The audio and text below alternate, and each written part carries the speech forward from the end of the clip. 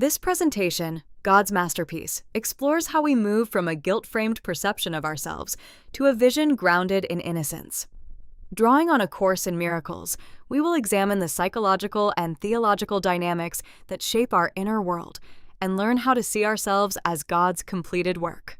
Here we see the core model: mind, belief system, and world. The mind is the true source of causation. Our beliefs act like a film strip, shaping how light is projected. The world we experience is therefore a picture of what we believe, not an independent reality. Changing perception begins with changing the mind.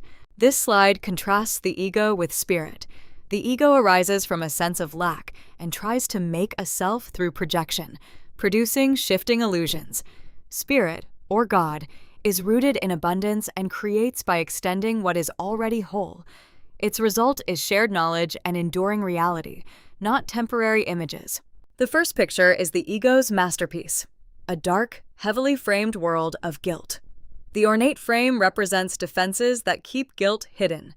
Shadowy subjects symbolize past enemies carried into the present, while the atmosphere reflects fear and grief. Together, they obscure the truth of our shared sonship. This diagram explains the mechanics of the dark frame. Belief in separation leads to guilt, which generates intolerable fear of divine punishment. To escape this fear, the mind projects guilt onto others as attack. Seeing others as guilty then reinforces the original belief in separation, keeping the cycle intact. We cannot dismantle the dark frame alone because we made it. A Course in Miracles teaches that the Holy Spirit is the only true therapist. His role is to bring what is unholy into holiness by reversing our perception. Healing occurs when we bring illusions to the light of truth, rather than trying to justify them. Time itself is part of the ego's strategy, binding us to past guilt and future fear. The holy instant suspends both, anchoring us in the present where only truth remains. In this stillness, the drive for vengeance is undone, and we experience a gentle peace that interrupts the ego's learning cycle. At the emotional level, we choose between fear and love. Fear is complex, seeks to take and isolate, and results in a private delusion. Love is simple and changeless, seeks to give and share, and extends reality as it is offered. All fearful forms are variations of the same error. Love alone is sane. The mechanism of light is extension. Within each of us is a spark of divine innocence. When we acknowledge this spark in ourselves and others, it radiates outward in widening circles. By offering guiltlessness to a brother, we prove to our own mind that we possess that same light, which then heals and creates. The second picture represents Christ's vision. It has no past, so it is free of shadow figures and condemnation. It holds no judgment, seeing only shared innocence. It is limitless, not confined by time or space.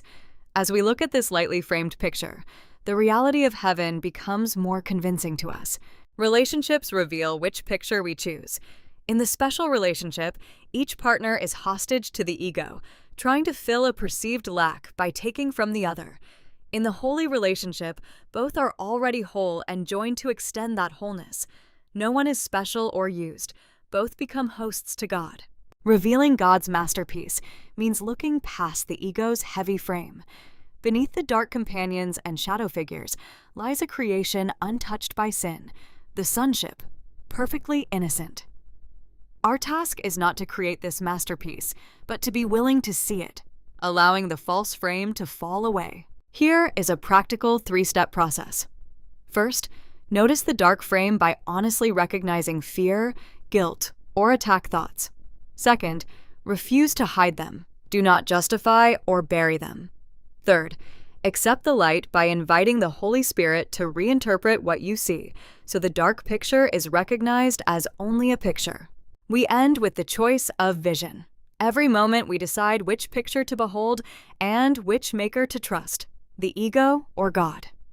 Healing is the correction of perception in ourselves and others by choosing the light.